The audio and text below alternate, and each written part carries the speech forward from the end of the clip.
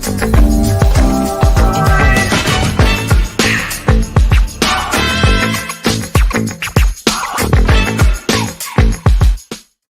going on, ladies and gentlemen? Welcome on in. It's 1TS Daily right here at One True Sport for Wednesday, August 14th, 2024. What's going on? I'm your host, Zack Heydorn from Brass Ring Media. My other co-host, Ryan Drosty, once again on assignment, not in today. He'll be back Friday. But it's good to be here. It's good to be here. Thanks to everybody who is tuning in live on YouTube. Thanks to everybody who's listening and watching on Twitter. Thanks to any and all One True Sport members who are just listening to the show as an audio podcast. This is 1TS Daily. We're live Monday, Tuesday, Wednesday, Thursday, and Friday, talking the news of the week in pro wrestling, reviewing shows, previewing shows, and just kind of, talking state of the state stuff in pro wrestling. That is what we do here on the program. If you haven't done so already, see the little subscribe button right down there?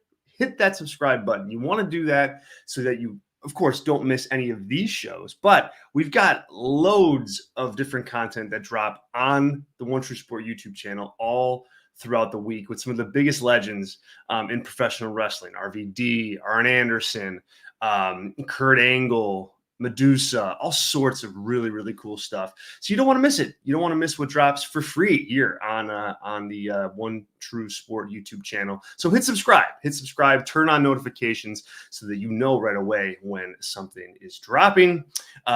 If you're able right now, hit like.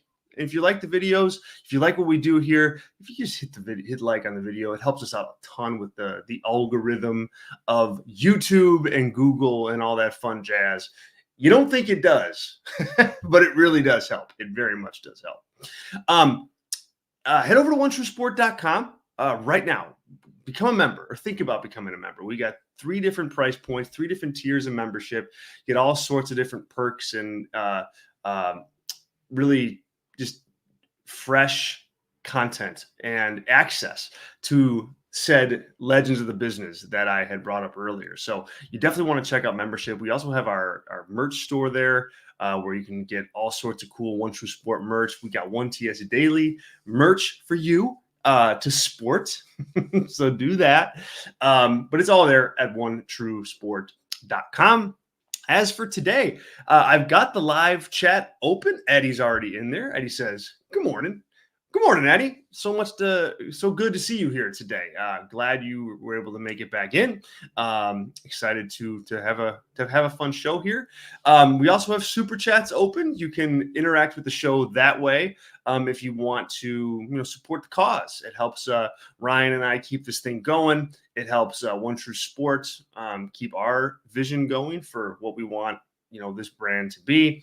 And every little bit helps. So if you're able to, contribute any amount with a question or a comment attached, I will make sure to bump that to the top of the list and make sure that gets read live on the air. Of course, we'll go to the regular live chat for different comments and questions and stuff that on stuff that we're talking about here. But if you want yours to stand out and make sure that we read it, drop us a super chat. It definitely helps us out big time. Big time to do that. So let's get into it. Last night on NXT, big title change in the main event. Andre Chase and Ridge Holland, they defeat Axiom and Nathan Frazier to win and become the NXT Tag Team Champions. I thought it was a fun little match. I thought that the Chase U shtick and that act, I just don't know about what the potential staying power that has for WWE as a whole. I just, sometimes when you're watching NXT, we got a comment here about Obafemi here that we'll get to in a minute from Anthony. And Anthony, hello, thanks for joining the show. When you watch Obafemi wrestle, you see a guy and you can look at that guy and you can go, that guy is going to have a spot on the main roster at some point. Same thing with Braun Breaker. I mean, even some of the lower card talent that gets called up, the Ilya Dragunovs of the world, and like that. You can see them in NXT and go, okay, I you know I can see that manifest itself and morph itself into an act that can be on Raw or SmackDown, right? I don't know that I feel that about Chase U. I think Chase U has been an entertaining part of NXT for the last, I mean, almost 4 years, right? No, almost 3 years, I guess. They were a big part of the 2021 rebrand, of NXT 2.0. And they're still there, and they take up a lot of television time on NXT, on a week-to-week basis. There's constant drama with Chase U and Andre Chase and everybody involved there. I mean, they really are able to tap into that to get storylines and therefore fill TV time. And I think the NXT audience is pretty invested in them. I just don't know how that act translates onto the main roster.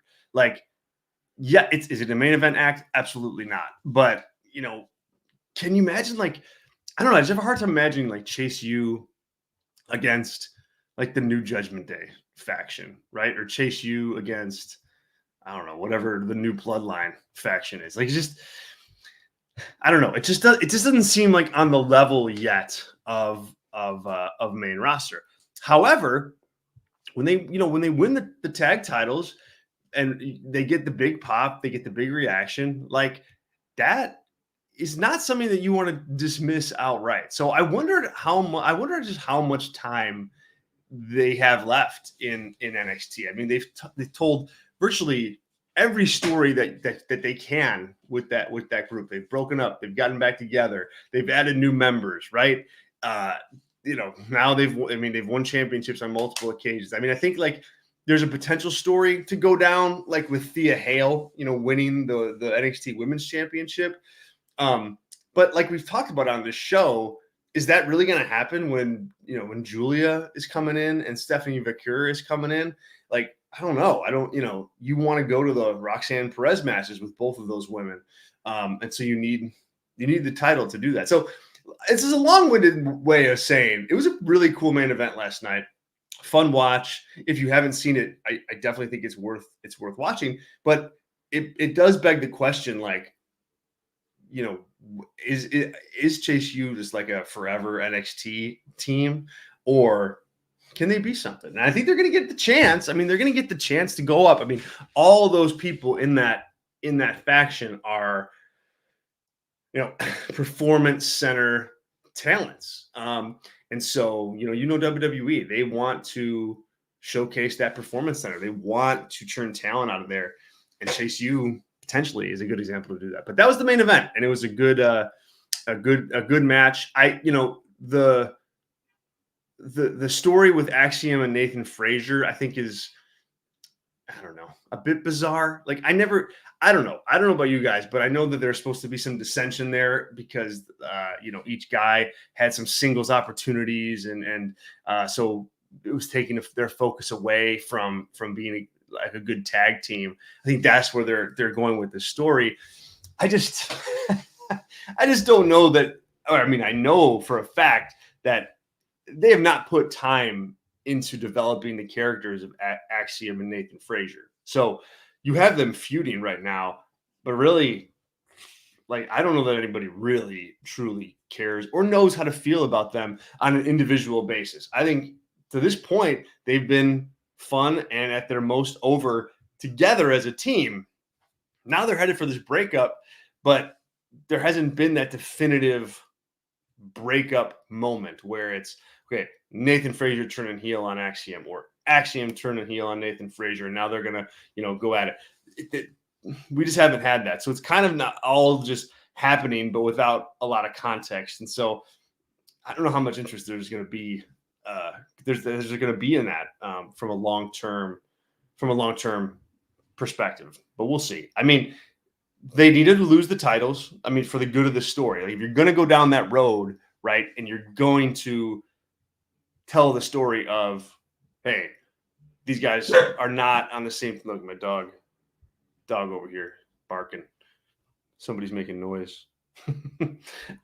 If they're going to be telling a story of dissension, I think you want that dissension to lead to something that matters. And in this case, it led to them losing the tag titles. And I think that's a reasonable way to take this thing. So pretty good stuff there. All right, let's run down the rest of the NXT card from last night. Charlie Dempsey won the Heritage Cup Championship over Tony D'Angelo.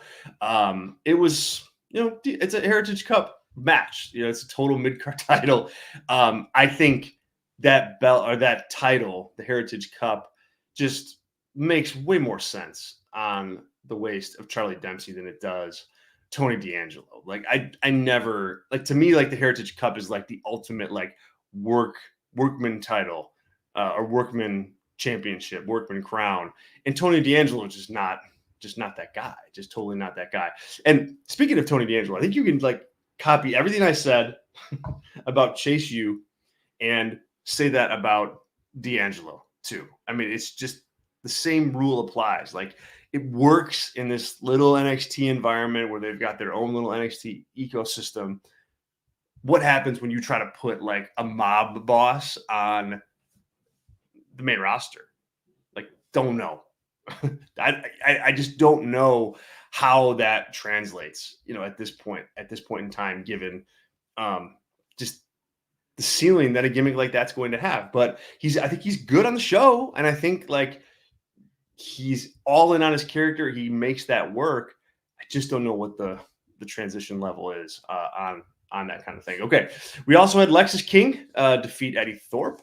Really short match here. I don't know. But what do you guys think? Everybody who's watching live, drop in. Are you thumbs up or thumbs down on Lexis King? Because I'm like a thumbs down guy on him. I don't know what the Lexis King gimmick is, and every time I watch him, I'm just like, man, are they going with this guy or are they not going with this guy? Are they, moving forward and are trying to actually push him or not really?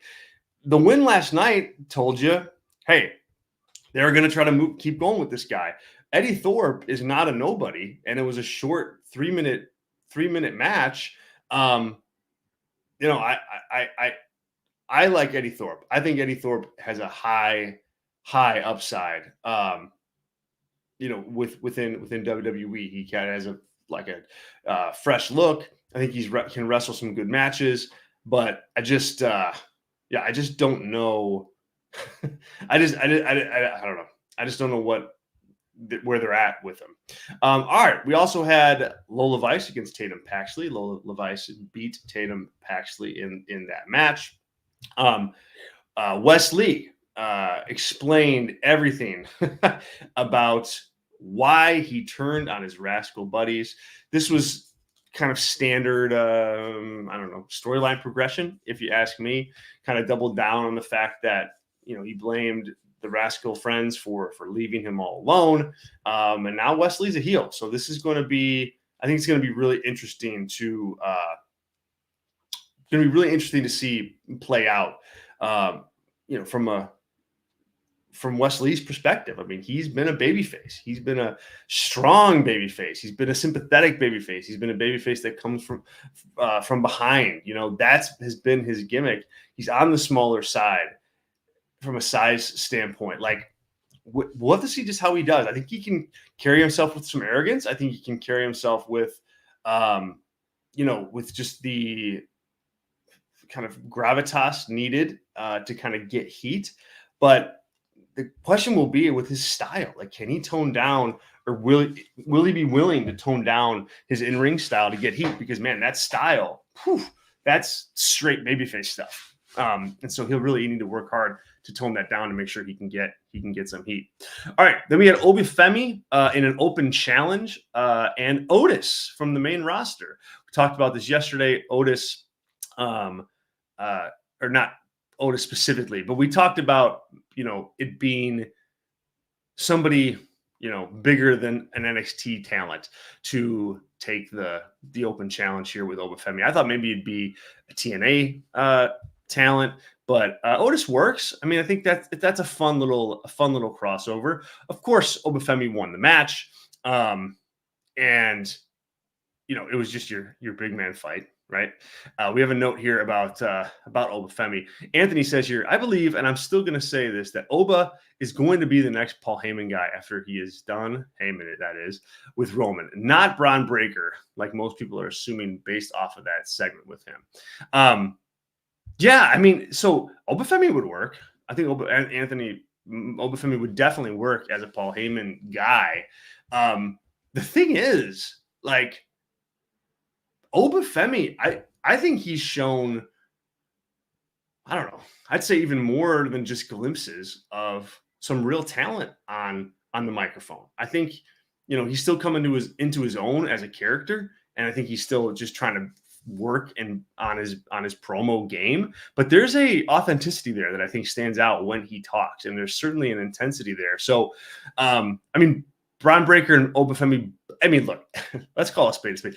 Any NXT talent at this point in time would benefit from Paul Heyman standing next to them in the ring cutting promos. I mean, that signals to the audience that you're a main eventer through and through. So I think for either one, it'd be a plus. I think Obafemi has a higher upside right now from a promo perspective than Braun Breaker does. I think we've just seen more nuance there with him, where Breaker's kind of just one note, like go, yell, be super intense, and that's fine. That's his gimmick. That's what it should be.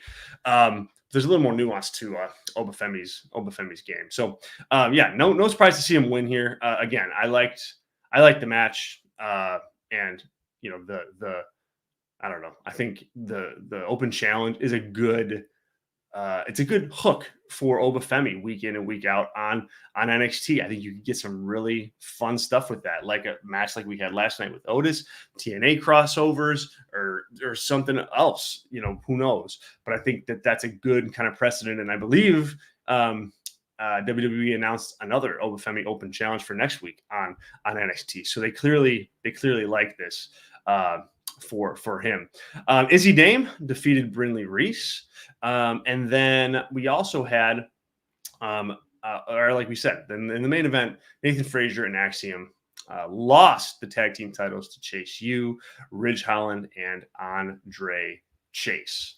So pretty big night on NXT. Real interested to see what the numbers are going to look like here from a viewership perspective, especially with with Otis there. I mean, obviously there'll be some residual impact of that, but I think WWE is trying to set the hook with these open challenges to get people that watch SmackDown and Raw to tune in and maybe see their favorite guys on NXT. So this was a good show. It was a good show, and I will have a full review and updates at Brass Ring Media on our Substack review a little bit later today. So you can check that out. Probably, I don't know, 2 or 3 o'clock this afternoon Central Time. That will be up. And I do that for Raw, for NXT, and for Dynamite. So you can subscribe there. Subscribe to our Substack. We get all sorts of features, all sorts of editorials, interviews, and show reviews that go up on a regular basis from me and my team over there at Brass Ring Media. So once again, it's Brass Ring Media Substack. Good morning, Amy. Thanks so much for joining the show. Super glad to have you here. Appreciate it. What do you think of NXT last night? If you got a chance to see it, are you guys watching NXT live? I think that's a kind of an interesting poll question here. How much momentum does that brand have going into the fall, where they'll be premiering on the CW? They announced that they're going to be on the road for the first 2 weeks, and that CM Punk will be making an appearance on one of the shows. Randy Orton will be making an appearance on one of the shows. So they're putting some oomph behind it for sure. Is that going to get you guys to watch? Let me know in the comments or in the live chat. Would appreciate that. All right, let's see here. Let's hit some. Let me see. Let's hit some news. That has dropped today, and then we will preview. NXT. So I want to make sure I get this right. So I'm heading over actually to Fightful right now because I want to get the report right. So give me a quick second here. Okay. Australia and AEW. Reports indicate that AEW is going to be looking at doing some stadium shows in Australia in 2025. Boy, what do you guys think of that? I don't know.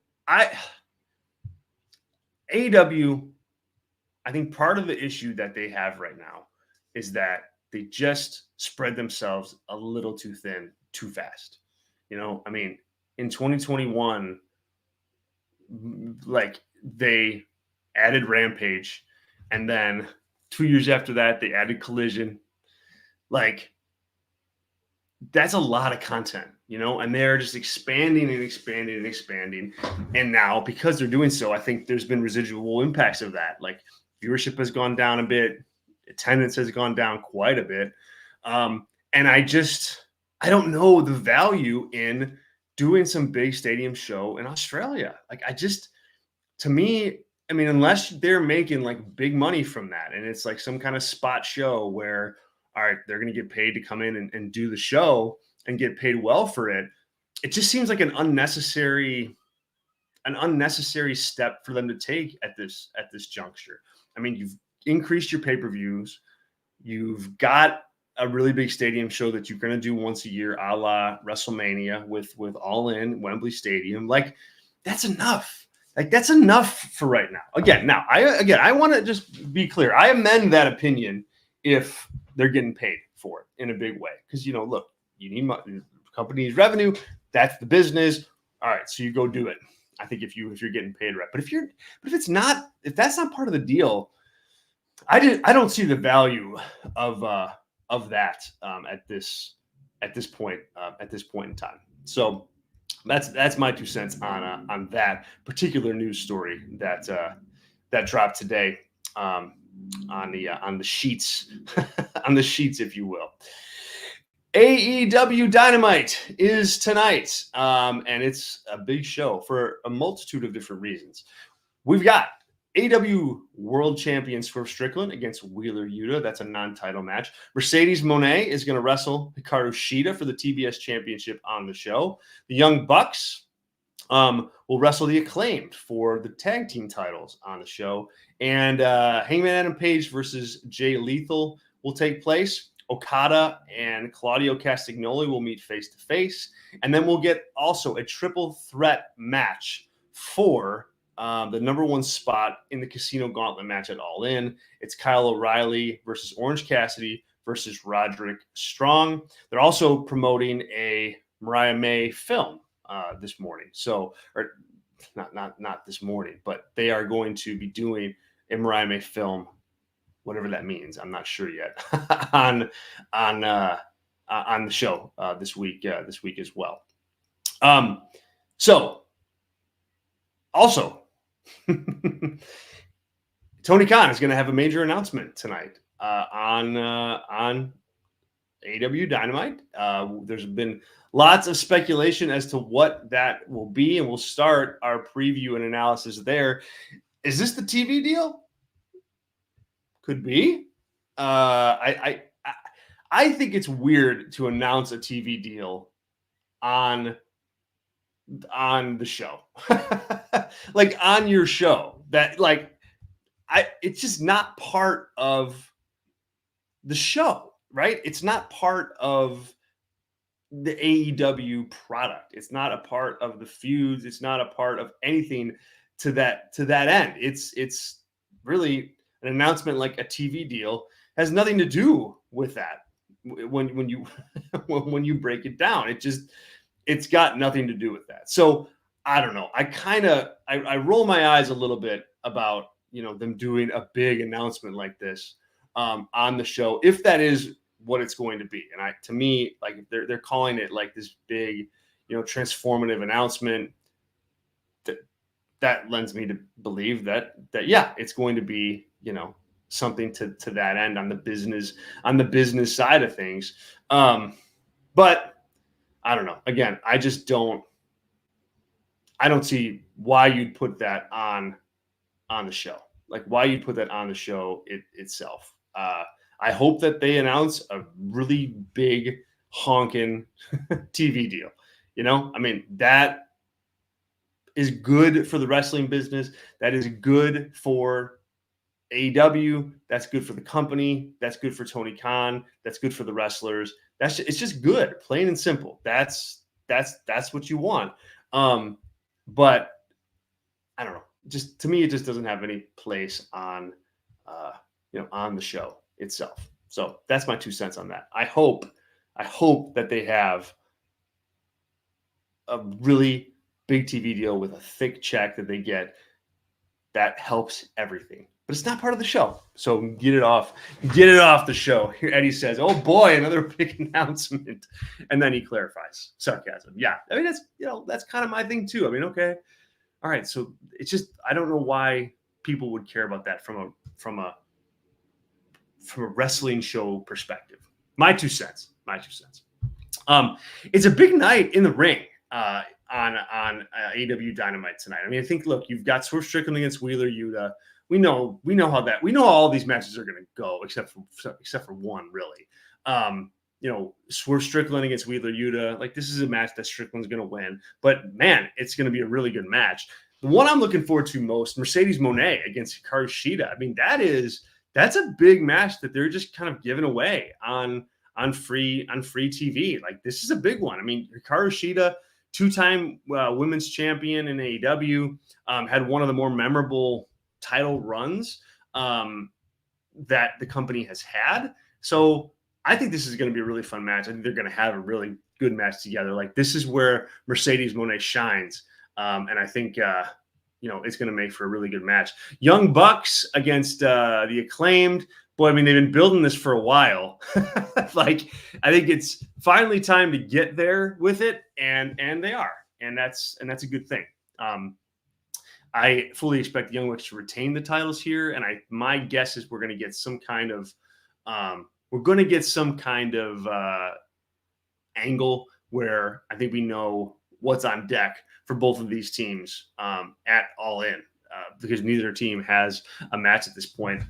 Particularly the Young Bucks, like you figure they're going to be doing something on that All In show. So maybe it's a rematch of some kind, or maybe it's a triple threat, FTR, the Acclaimed, and the Young Bucks. So I've got mixed feelings on both of those avenues, but nonetheless, should be a really good match on the show tonight. And Hangman Page versus Jay Lethal. This is a match for Page to win. No question about that. The number 1 spot in the Casino Gauntlet match at All In. Does anybody really care? Does anybody really care about that? I don't know. I'll go ahead just because I'm predicting these matches here, and I'll say Orange Cassidy wins this. He's kind of, I don't know. He seems he's like the battle royal guy for AEW. So I'll go on a limb and I'll say that he's the winner there. That's Dynamite, and we will have all sorts of analysis and coverage of that right here at One True Sport.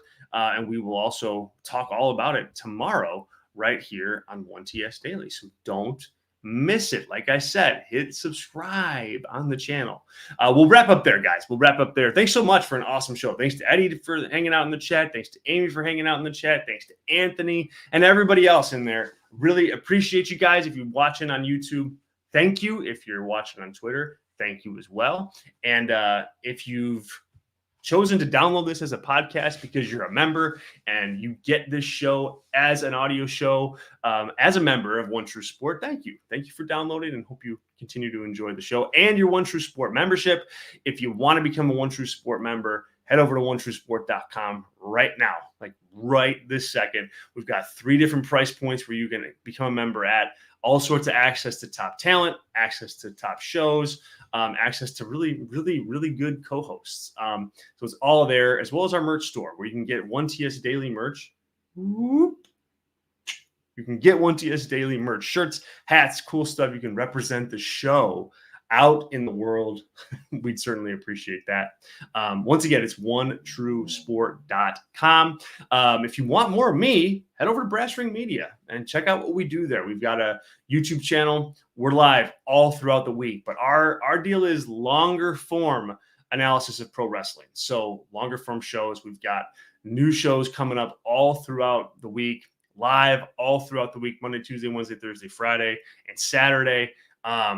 We've got our Substack, which is our written work, lives on Substack. And so check it out there too. And do subscribe. You can subscribe to our YouTube channel for free. You can subscribe to our Substack newsletter for free. And if you want to turn up your Brass Ring Media presence in your life, you can become a Brass Ring Media member too. Real cheap. One tier, only $4. That's it. Just $4 a month. Get you everything that we do. Pay-per-view review shows, exclusive written articles on Substack, a member-only podcast once a week, a specialty show from myself and others on the team, access to our Discord community, which is a blast. So, yeah, you can check all of that out and figure out whether or not you want to become a member or try us out. For the first time ever, we are offering a free trial of our membership right now. It's on Patreon. That's all you got to do. Patreon.com/Brass Ring Media. Cool. Awesome. Guys, thanks so much. This has been 1TS Daily. I will see you all tomorrow right here, 11 Eastern. Enjoy Dynamite tonight. We'll talk real soon. See ya.